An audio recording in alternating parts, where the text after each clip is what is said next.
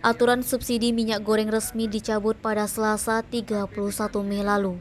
Dengan demikian, kembali dengan kebijakan Domestic Market Obligation beserta Domestic Price Obligation untuk minyak kelapa sawit crude palm oil.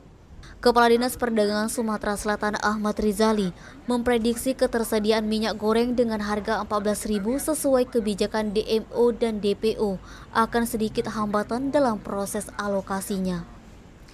Mengingat kebijakan DMO dan DPO saat ini sama seperti bulan Februari 2022, yang mana minyak goreng yang diproduksi membutuhkan waktu sekitar 3 minggu untuk selanjutnya dialokasikan.